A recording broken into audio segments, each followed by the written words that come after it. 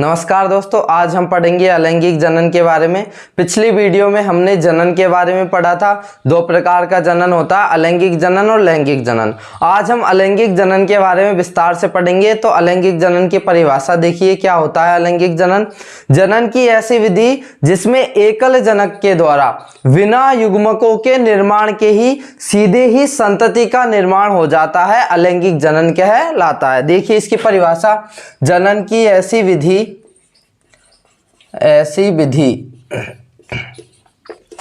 जिसमें एकल जनक के द्वारा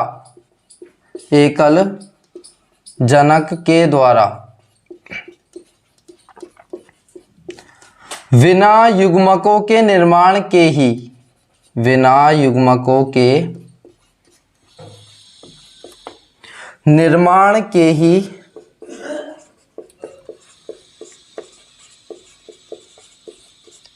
संतति का निर्माण हो जाता है,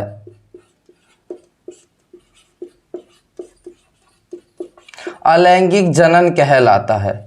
यह परिभाषा हो गई जनन की ऐसी विधि जिसमें एकल जनक के द्वारा बिना युग्मकों के निर्माण के ही सीधे ही संतति का निर्माण हो जाता है, अलैंगिक जनन कहलाता है। इसके पॉइंट पढ़ेंगे हम। इसमें पहला पॉइंट पढ़ेंगे कि अलैंगिक जनन से जो संतति उत्पन्न होती है वह आनुवांशिक और आकारिकी रूप से अपने जनक के समान होती है। पहला पॉइंट है, अलैंगिक जनन से उत्पन्न संतति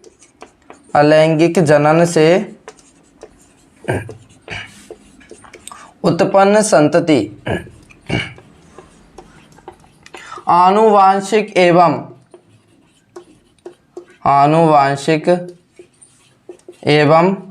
आकारिकी रूप से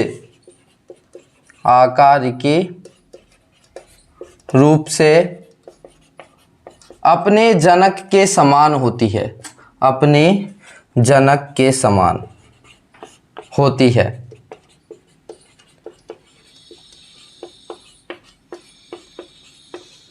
और ये जो संतति उत्पन्न होती है अलैंगिक जनन के द्वारा, इसे ही क्लोन कहा जाता है। इसे ही क्या कहते हैं? क्लोन कहते हैं। तो इसकी परिभाषा भी हो जाएगी क्लोन की। अलैंगिक जनन से जो संतति उत्पन्न होती है वो आनुवांशिक और आकारिकी रूप से अपने जनक के समान होती है, और उसे ही क्या कहा जाता है? क्लोन कहते हैं। अगला पॉइंट हो जाएगा इसका, अलैंगिक जनन प्राय समसूत्री विभाजन द्वारा संपन्न होता है। इसका अगला पॉइंट है, अलैंगिक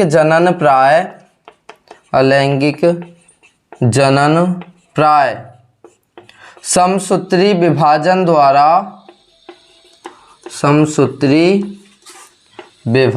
द्वारा संपन्न होता है। अगला पॉइंट हो जाएगा इसका, अलैंगिक जनन प्राय एक कोशिकीय जीवों में पाया जाता है। अलैंगिक जनन प्राय या यह प्राय एक कोशिकीय जीवों में पाया जाता है। एक कोशिकीय जीवों में पाया जाता है। अब हम इसके एग्जाम्पल देखेंगे अलैंगिक जनन के। इसके एग्जाम्पल हो जाएंगे जैसे कि मोनेरा, प्रोटिस्टा, कुछ पौधे एवं कुछ जंतु, इनमें अलैंगिक जनन पाया जाता है। एग्जाम्पल मोनेरा, प्रोटिस्टा, सरल पौधे एवं कुछ जंतु,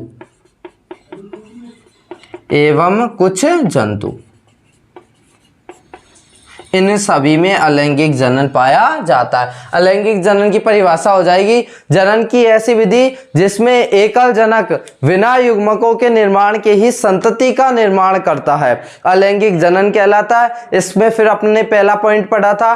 पहला पॉइंट ये पढ़ा था, अलैंगिक जनन से उत्पन्न संतति आनुवांशिकी एवं आकारिकी रूप से अपने जनक के समान होती है, जिसे ही क्लोन कहा जाता है। अगला पॉइंट पढ़ा था, अलैंगिक जनन में प्राय समसूत्री विभाजन पाया जाता है। अगला पॉइंट पढ़ा था, अलैंगिक जनन प्राय एक कोशिकीय जीवों में पाया जाता है। इसके एग्जाम्पल देखिए, मोनेरा, प्रोटिस्टा, सरल पौधे एवं कुछ जंतु। अब पढ़ेंगे हम अलैंगिक जनन के प्रकार, क्लासिफिकेशन, वर्गीकरण। तो अलैंगिक जनन के हम पढ़ेंगे प्रकार, अलैंगिक जनन के प्रकार।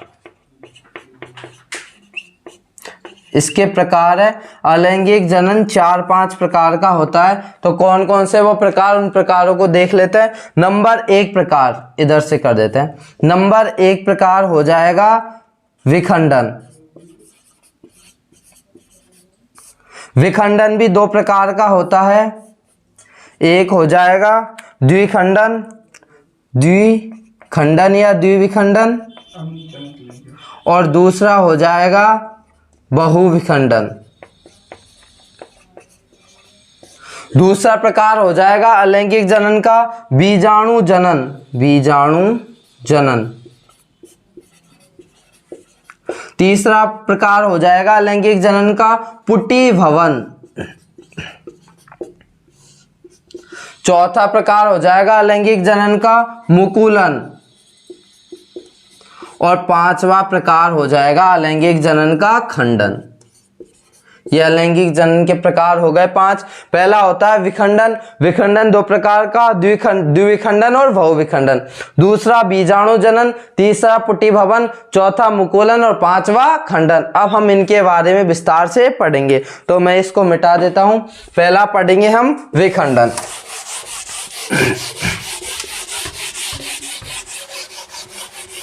देखिए विखंडन किसे कहते हैं। पहला है अपना विखंडन। नंबर 1 विखंडन। सबसे पहले हम विखंडन की परिभाषा देख लेते हैं। जनन की ऐसी विधि जिसमें एकल जनक 2 या 2 से अधिक संतति कोशिकाओं में विभाजित हो जाता है, उसे ही विखंडन कहते हैं। देखिए विखंडन की परिभाषा। जनन की ऐसी विधि जिसमें एकल जनक 2 या 2 से अधिक संतति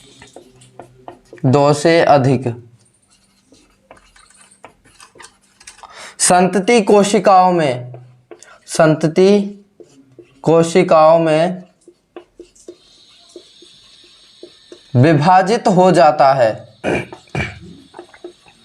विभाजित हो जाता है, विखंडन कहलाता है। अब विखंडन के उदाहरण हो जाएंगे अमीबा, पैरामीशियम आदि। अब अगली पढ़ेंगे हम इसका प्रकार विखंडन का। फर्स्ट प्रकार है अपना द्विविखंडन। इसका विखंडन का पहला प्रकार द्विविखंडन। इसको देख लीजिए द्विविखंडन क्या होता है।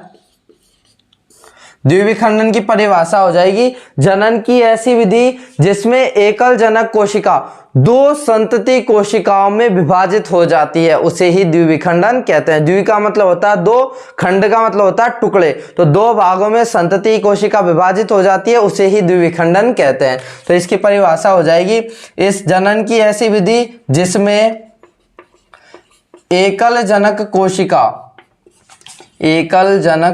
कोशिका 2 संतति कोशिकाओं में विभाजित हो जाती है, संतति कोशिकाओं में विभाजित हो जाती है,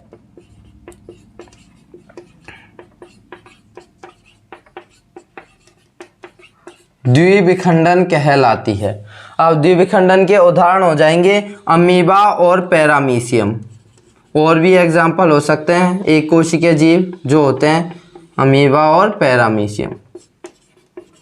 अब हम इसको समझ लेते हैं। मान लो ये एक कोशिका है और ये इसका केंद्रक है। अब ये क्या हो जाएगी, विभाजित हो जाएगी, इसका केंद्रक विभाजित हो जाएगा। ये कोशिका ये केंद्रक विभाजित हो गया और ये इसका केंद्रक विभाजित हो गया। आगे ये कोशिका और विभाजित हो जाएगी और कोशिका और विभाजित होने के बाद ये केंद्रक अलग हो गया, ये केंद्रक, और इस कोशिका से 2 अलग अलग संतति कोशिकाओं का निर्माण हो जाएगा। तो ये द्विविखंडन हो गया। एक कोशिका थी जनक कोशिका, एक केंद्रक था, यह एक केंद्रक अलग अलग विभाजित हो गया और ये अलग अलग विभाजित होने के बाद इसने 2 संतति कोशिकाओं का निर्माण कर लिया। तो ये हो गया द्विविखंडन का उदाहरण। द्विविखंडन का उदाहरण एग्जाम्पल इसमें अमीबा पैरामीशियम, इसकी जगह अमीबा भी ले सकते थे। अमीबा का आकार अनियमित होता है तो ये अमीबा बना दी, ये इसका केंद्रक है। अब ये क्या हो गया, इसका केंद्रक विभाजित हो जाएगा, तो ये विभाजित होने के बाद एक केंद्रक इस ऊपर वाली कोशिका में गया, एक नीचे वाली में, और अधिक विभाजित हो जाएगा। ये अमीबा का एक केंद्रक ये हो गया, दूसरा ये हो गया, और इससे 2 अमीबा कोशिकाओं का, संतति कोशिकाओं का निर्माण हो जाता है। अगला पढ़ेंगे हम, इसके 2-3 पॉइंट पढ़ेंगे द्विविखंडन के। मैं इसको रफ कर देता हूं।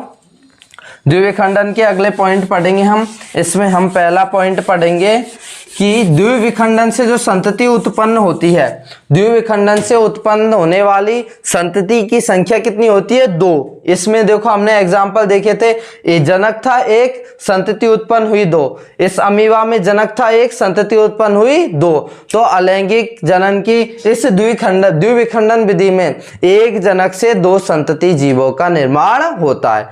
तो पहला पॉइंट है इसका, द्विविखंडन में एकल जनक से 2 संतति का निर्माण होता है, 2 संतति का निर्माण होता है।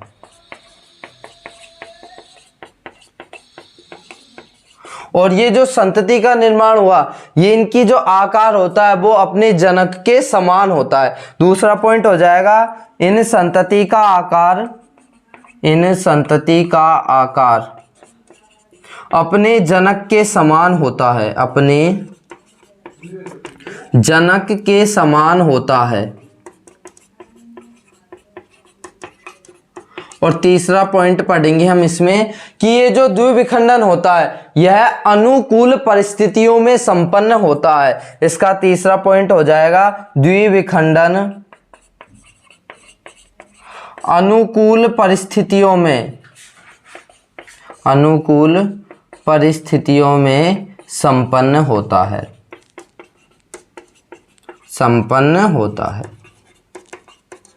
ये हमारा विखंडन का पहला भाग हो गया, द्विविखंडन।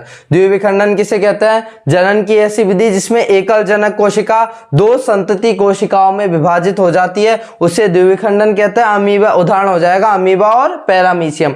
अब हमने इसमें अमीबा और पैरामीशियम का उदाहरण तो ले लिया, इसके अलावा हम इसमें यीस्ट का उदाहरण भी ले सकते हैं। फिर पढ़ा हमने इसमें 2-3 पॉइंट कि द्विविखंडन में एकल जनक से 2 संतति का निर्माण होता है और इन संतति का आकार अपने जनक के समान होता है। और तीसरा पॉइंट पढ़ा, द्विविखंडन अनुकूल परिस्थितियों में संपन्न होता है। इसका जस्ट उल्टा हो जाएगा बहुविखंडन। अगर ये याद हो गया तो बहुविखंडन आसानी से याद हो जाएगा। इससे ही समझा देता हूं मैं बहुविखंडन, यहां लिख देता हूं मैं, इस द्विविखंडन को बहुविखंडन कर देते हैं। ये बी वाला हो जाएगा बहुविखंडन। बहुविखंडन किसे कहेंगे, जनन की ऐसी विधि जिसमें एकल जनक कोशिका 2 या 2 से अधिक संतति कोशिकाओं में, 2 या 2 से अधिक संतति कोशिकाओं में, 2 या 2 से अधिक संतति कोशिकाओं में विभाजित हो जाती है, उसे बहुविखंडन कहते हैं। एज इट एज है, बस उसमें 2 जीवों का संतति का निर्माण हुआ, इसमें 2 या बहु का मतलब होता है बहुत सारे, तो इसमें 2 या 2 से अधिक संतति कोशिकाओं का निर्माण हो जाएगा। तो जनन की ऐसी विधि जिसमें एकल जनक कोशिका 2 या 2 से अधिक संतति कोशिकाओं में विभाजित हो जाती है, बहुविखंडन विधि कहलाती है। इसके उदाहरण भी वही होंगे, अमीबा और पैरामीशियम। अब आगे देखो, इसमें बहुत सारी संतति कोशिकाओं का निर्माण हो जाता है। इन डायग्राम्स को मिटा देता हूं मैं। इसके एग्जाम्पल भी वही होंगे, अमीबा और पैरामीशियम। अब इसमें भी पॉइंट याद रखना है, ये जो 3 पॉइंट उसमें पढ़े थे द्विविखंडन में, वही बहुविखंडन में याद रखना है। इसमें पहला पॉइंट क्या हो जाएगा, बहुविखंडन में सेम टू सेम है, बहु कर देना है यहाँ पे, बहुविखंडन। बहुविखंडन में एकल जनक से कितनी संतति, 2 या 2 से अधिक। तो बहुविखंडन में एकल जनक से 2 या 2 से अधिक, यहाँ लिख देता हूं, 2 या 2 से अधिक संतति का निर्माण होता है, 2 या 2 से अधिक संतति का निर्माण हो जाता है। दूसरा पॉइंट, इन संतति का आकार, ये चेंज हो जाएगा, इन संतति का आकार अब द्विविखंडन में तो समान होता है, लेकिन बहुविखंडन में इनका आकार क्या हो जाएगा, छोटा हो जाएगा। तो इन संतति का आकार, बहुविखंडन में इन संतति का आकार अपने जनक से छोटा होता है, अपने जनक से छोटा होता है, मतलब संतति का आकार छोटा होता है, जनक का आकार बड़ा होता है। तीसरा पॉइंट हो जाएगा बहुविखंडन, बहुविखंडन, द्विविखंडन तो अनुकूल परिस्थिति में था, लेकिन ये हो जाएगा प्रतिकूल परिस्थिति में। बहुविखंडन प्रतिकूल परिस्थिति में संपन्न होता है। ये हो गया हमारा विखंडन। विखंडन के दो प्रकार, द्विखंडन और बहुविखंडन। अब अगला प्रकार पढ़ेंगे हम है पुटिभवन। पुटिभवन क्या होता है देखिए, इसमें विपरीत परिस्थितियों में अमीबा एवं पैरामीशियम तीन परत युक्त बीजाणु का निर्माण करते हैं। अमीबा और पैरामीशियम क्या करते हैं, इसको नीचे बता देता हूं मैं। अमीबा और जो पैरामीशियम होते हैं वो क्या करते हैं, अपने ऊपर तीन परत युक्त, 1 2 और 3 लेयर का निर्माण कर लेते हैं। ये है अमीबा, और अपने ऊपर 3 परत युक्त बीजाणु का क्या कर लेते हैं, निर्माण कर लेते हैं। बाहर उपस्थित सीलिया, ये जो बाहर अमीबा के ऊपर रहते हैं, ये जो कूटपाद रहते हैं, ये बाहर उपस्थित सीलिया या कूटपाद को आवरण से ढक देते हैं। ये जो 3 परत होती है, ये कूटपाद को किससे ढक लेती है, आवरण से ढक लेती है। ये हो गया पुटिभवन। अगला है बीजाणु जनन। ये क्या होता है, पुनः अनुकूल परिस्थितियों में दोबारा से परिस्थितियां हो जाती है अनुकूल, और परिस्थितियों में बीजाणु की कितनी परतें थी, 3 परत। बीजाणु की 3 परतें विभाजित होकर अत्यधिक संख्या में बीजाणु का निर्माण करती है। अब अगली परिस्थिति बीजाणु जनन में क्या होता है, ये 3 परतें विभाजित होने लग जाती है, और तीनों परतें विभाजित होकर टूटकर बीजाणुओं का क्या कर लेती है, निर्माण कर लेती है। विभाजित हो जाएगी, और विभाजित होने के बाद छोटे छोटे बीजाणुओं का क्या कर लेगी, ये निर्माण कर लेती है। इसमें पॉइंट पढ़ेंगे अब 2। बहुविखंडन के द्वारा ये परतें बीजाणु का निर्माण करती है, और ये एक बीजाणु से बहुत सारे, मान लो ये एक बीजाणु है, इससे बहुत सारे बीजाणुओं का क्या हो जाता है, निर्माण हो जाता है। ये हो गया पॉइंट। अगला पॉइंट है आपका, प्रत्येक बीजाणु नए जीव का निर्माण करेगा, और ये बहुत सारे बीजाणुओं का निर्माण हुआ जब ये क्या हुई, विभाजित हुई परत, और ये जो प्रत्येक बीजाणु होगा, मान लो ये बीजाणु है, तो ये बीजाणु नए जीव का क्या कर लेता है, निर्माण कर लेता है। ये हो गया हमारा पुटिभवन और बीजाणुजन। पुटिभवन एक और देख लीजिए, इसमें विपरीत परिस्थितियों में अमीबा, ये अमीबा में क्या होता है, इसके ऊपर जब परिस्थितियां विपरीत आती है, उन विपरीत परिस्थितियों में यह अपने ऊपर 3 परत का निर्माण कर लेती है, और जब ये 3 परत का निर्माण कर लेगी तो इसकी बाहरी सतह पर जो कूटपाद रहते हैं, जो सीलिया रहते हैं, वो किससे ढक लेते हैं, आवरण से ढक लेते हैं, परत से ढक लेते हैं। अगला पॉइंट है बीजाणु जनन। ये क्या होता है, दोबारा से पहले परिस्थितियां थी विपरीत, अब परिस्थितियां हो गई अनुकूल। पुनः अनुकूल परिस्थितियों में बीजाणु के ऊपर जो 3 परतें थी, वो तीनों परतें क्या हो जाती है, टूट जाती है, विभाजित हो जाती है, और अत्यधिक संख्या में बीजाणु का निर्माण करती है। तीनों परतें टूट गई, और टूटने के बाद अत्यधिक संख्या में बीजाणु का निर्माण हो गया। और इसके 2 पॉइंट और है, बहुविखंडन के द्वारा बीजाणु का निर्माण करते हैं। ये परत टूट गई, टूटने के बाद ये जो बीजाणु है बहुविखंडन के द्वारा क्या कर लेते हैं, अनेक बीजाणुओं का निर्माण कर लेते हैं। और अगला पॉइंट है प्रत्येक बीजाणु, और ये जो प्रत्येक बीजाणु है ये नए जीव का निर्माण कर लेता है। ये हो गया हमारा अलैंगिक जनन के कुछ भाग। अब 1-2 भाग हो रहे हैं, उनको हम नेक्स्ट वीडियो में पढ़ेंगे। अगर वीडियो पसंद आई तो वीडियो को लाइक करें, शेयर करें, और चैनल को सब्सक्राइब अवश्य करें। Okay, thank you.